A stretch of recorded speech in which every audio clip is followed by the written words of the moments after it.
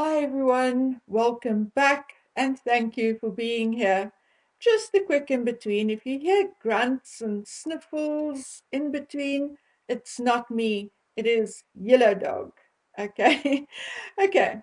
And another message for those mind readers who tell me 23 seconds into my video that my hate for the king is showing once again. Listen, guys, you are not welcome. Go away. I mean, if you say things like that 3 to 13 minutes into a video, then okay, I guess it's your opinion. But 23 seconds in, well, then you're either dumb or just baiting me. Okay, so I need to breathe deeply and force myself to relax. Not easy, not easy at all. Anyway, in anticipation of the other long video, which I am busy editing to reduce it to only what is relevant now, I just want to have a short chat about Harry and Meghan's visit to San Diego, where they attended the opening of the Navy SEAL Foundation's Warrior Fitness Program West Coast facility. Before this event, they also visited Camp Pendleton, where they met with those participating in Operation Biggs, a mentoring program for children of military families. Now I'm asking you, what the F? Number one, what the F is happening here? Please, I'm begging you to help me and tell me because I have no idea. Imagine the son or daughter of an American president visiting or staying in Britain. I mean, will the British invite her to every military function and opening of every envelope, or invite him or her into the inner sanctum of their military facilities just because his or her surname is Biden, Obama, or Trump? Not on your life. Number two, long-serving but retired members of the military cannot just walk back onto a base where they served from. But apparently, a traitorous British ex-royal and an ex-failed actress can. Number three, over the years, there are so many famous or well-known people who served in the military. Names like Ice-T, Morgan Freeman, Chuck Norris, Mr. T, Clint Eastwood, Bob Ross, MC Hammer, Drew Carey, Adam Driver, Mantel Williams, Arnold Schwarzenegger, although he served in the Austrian army.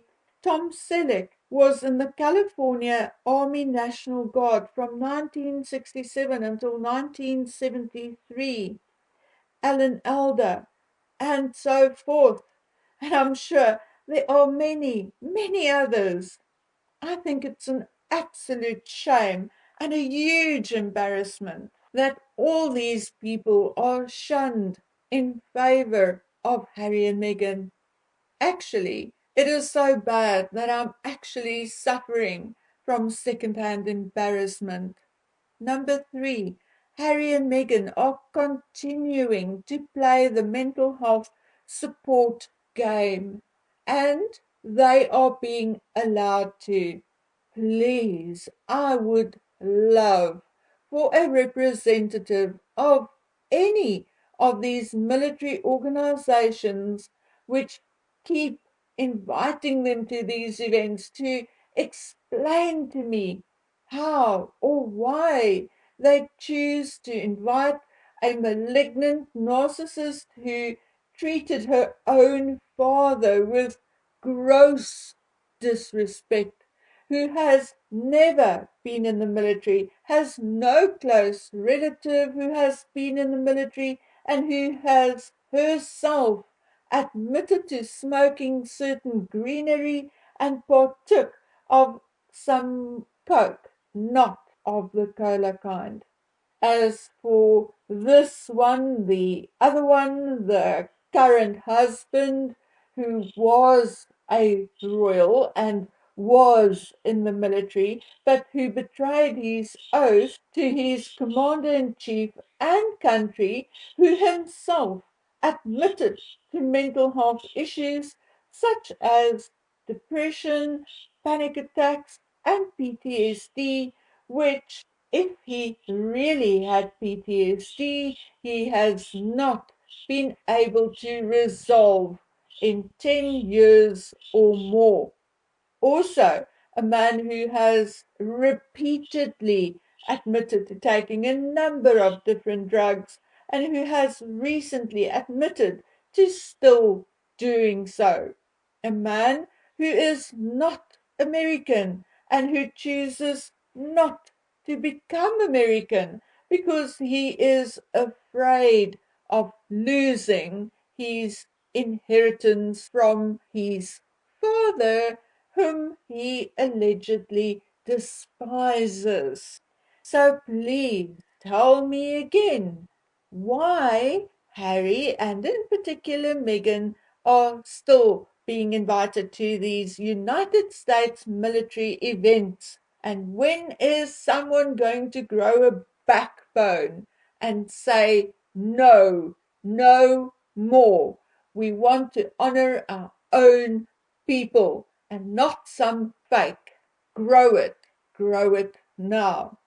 Okay, guys, and now we touched on Meghan Markle's mental health issues, and before someone in the comment section balks at me again and tells me I'm not a mental health professional, no, I'm not. But I have listened to a number of professionals who do have the qualifications and who have the exact same opinion and who gave numerous reasons as to why they are of that opinion, namely that Meghan is a narcissist. I have even heard from a number of professionals that it is likely that she has sociopathic tendencies as well. Look, not everyone is a textbook this or a textbook that. Sometimes someone is 50% or 60% that, and 50% or 40% this. So it does not matter whether Meghan is a malignant narcissist, an overt or covert narcissist, or an antagonistic narcissist, or whether she has sociopathic tendencies or not.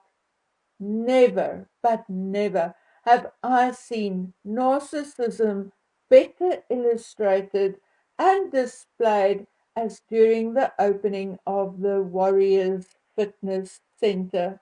I want you to look at these photographs and see where everyone is standing and how everyone is acting, and then watch Meghan right up front, right next to the speaker.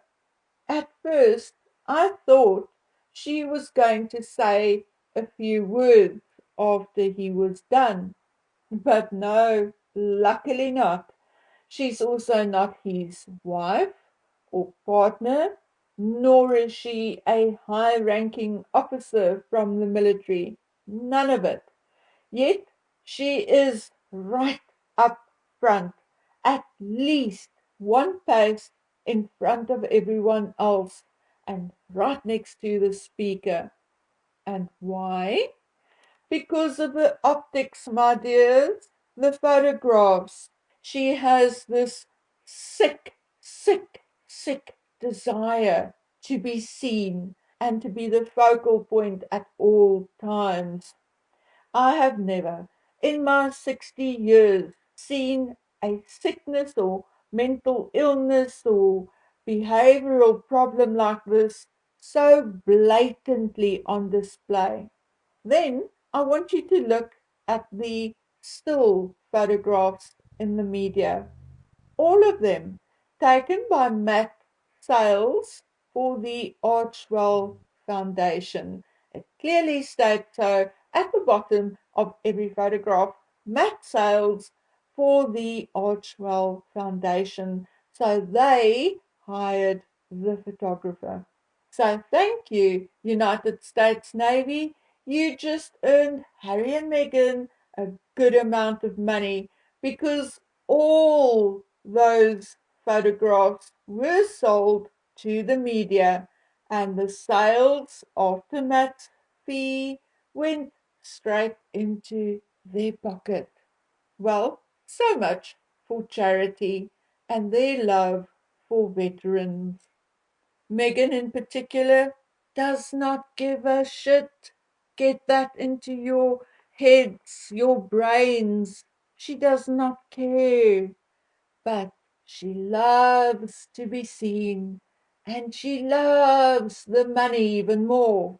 And then, last but not least, San Diego is about 220 miles, 350 kilometers from Montecito. I wonder how they got their private jet again. Hmm. And you want to know why I laugh when the likes of the King, Trudeau, or anyone else talk about net zero? Net zero my backside until or unless they reveal all this so-called alien technology they are allegedly hiding so Harry can have his own little alien spacecraft to fly privately in. Net zero is not going to happen. Harry on his own will make sure of it. And just to end this video off, have a look at Megan's outfit. Hands up, those of you who do not have a black blazer in their cupboard. Well, I have two. A black pinstripe one, which is about 15 years old, and a less tailored black one. And the reason why I'm hanging on to it is because it is the easiest and quickest way to turn an informal outfit into a more formal one. Now, a good quality tailored black blazer for women here in South Africa will cost between 370 to 800 rand, and then you can really not see the difference between the two. A Calvin Klein black blazer, to give you Americans and other people an idea, a Calvin Klein black blazer is about $99 and a Tommy Hilfiger about $80.